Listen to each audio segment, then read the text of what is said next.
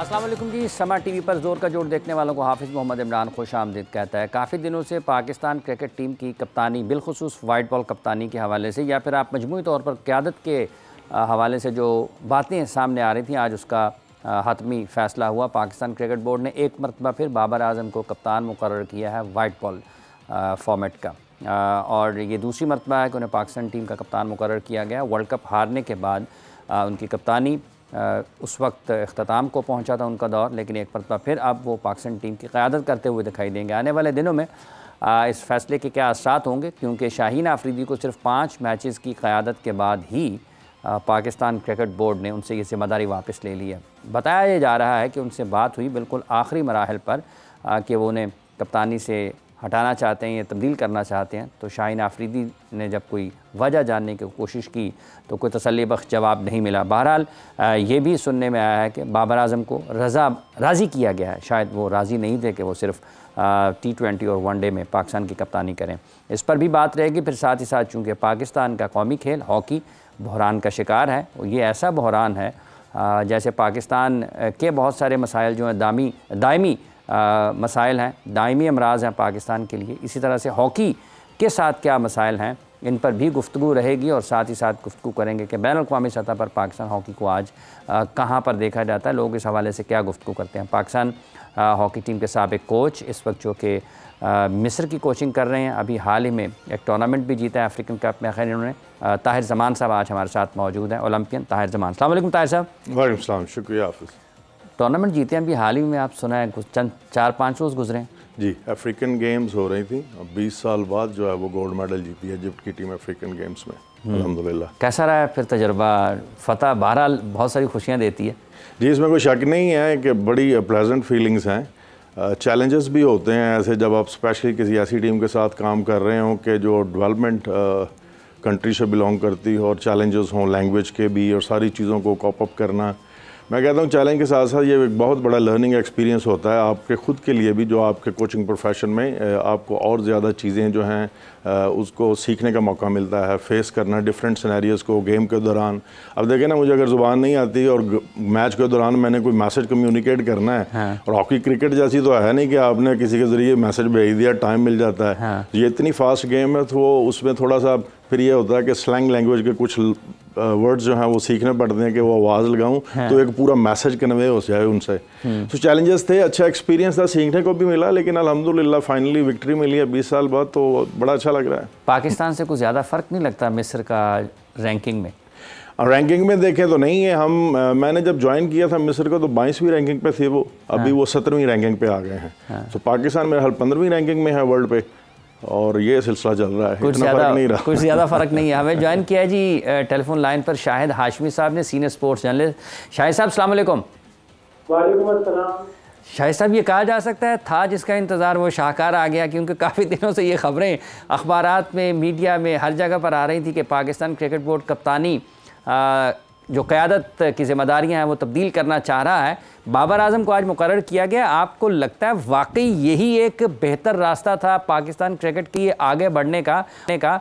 और अगर आपने चंद माह बाद ये फ़ैसला किया है 5 मैचेस के बाद, तो आपको लगता है कि कहीं ना कहीं ये ड्रेसिंग रूम में इससे मसाइल पैदा हो सकते हैं? अच्छा हुआ कि ये फैसला आज ही आ गया और 8 अप्रैल तक लोगों को इंतजार नहीं करना पड़ा। सब लोग अपनी कयास आराइयाँ नहीं कर रहे हैं। आजकल मीडिया बहुत टफ जगह है, सोशल मीडिया तो बहुत ही आज़ाद है, आप किसी को रोक नहीं सकते, किसी की ज़बान नहीं पकड़ सकते। तो बड़ी ज़्यादा कंफ्यूजन हो रही थी कि कौन होगा कप्तान, और अच्छा हुआ ये फैसला हो गया। अब ये पॉपुलर डिसीजन है या नहीं, ये तो आने वाला वक्त बताएगा। मेरे हिसाब से बाबर आजम ने अपनी पॉपुलैरिटी अपनी टीम के प्लेयरों में खो दी थी 2023 के वर्ल्ड कप के दौरान। मैनेजमेंट भी ये कह रही थी कि तब्दील होना चाहिए, प्लेयर्स भी कह रहे थे, और इसमें अब 3-4 रिजेंटिंग पार्टीज होंगी, जो नाराज पार्टीज होंगी। उनमें सबसे पहले शाहीन शाह अफरीदी होंगे, मोहम्मद रिजवान होंगे, जिनको ये कप्तानी का एक बहुत लोगों ने कहा था कि सबसे ज्यादा अहल वही हैं। जब जका अशरफ ने शाहीन शाह अफरीदी को बनाया था उस वक्त बहुत से लोगों ने कहा था कि रिजवान को होना चाहिए कप्तान। और 1-2 रिजेंटिंग पार्टीज, उसमें इमाद वसीम होंगे जिन्होंने रिटायरमेंट का फैसला वापस किया, मोहम्मद आमिर होंगे, उनका फ्यूचर क्या होगा, इसलिए कि वाइडली यही सोचा जाता था, समझा जाता था कि बाबर आजम उनको सिलेक्ट नहीं करते थे और बाबर आजम के पास इख्तियार था। बाबर आजम को बहुत सारा काम करना पड़ेगा अपने आप को दोबारा से पॉपुलर बनाने में और अपनी टीम को आगे ले जाने पे। इसमें बड़े असरात पड़ सकते हैं पाकिस्तान क्रिकेट टीम की कारकर्दगी। शाहिद साहब, अभी जो आपने कहा कि टीम के अंदर भी बाबर आजम जब वर्ल्ड कप 2023 चल रहा था तो मकबूलियत उनकी कम हो गई थी या उनकी गिरफ्त कमज़ोर हो गई थी।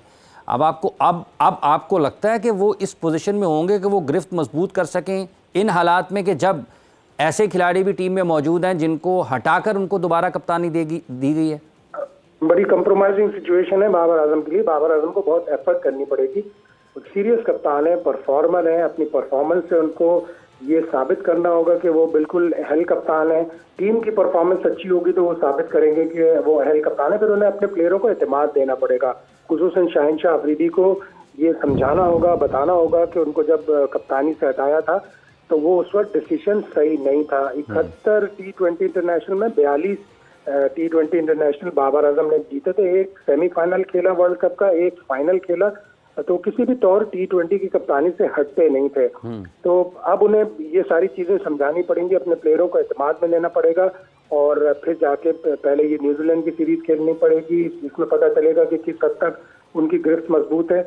फिर एक पार्टी जो रिजेंटिंग पार्टी, जो नाराज पार्टी, वो फखर जमान भी होंगे। गो फखर का इतना अच्छा करियर नहीं चल रहा T20 का। अभी लाहौर कलंदर की तरफ से वो इतने रन नहीं बना सके। वर्ल्ड कप के दौरान हमने देखा कि वो काफी नाराज थे।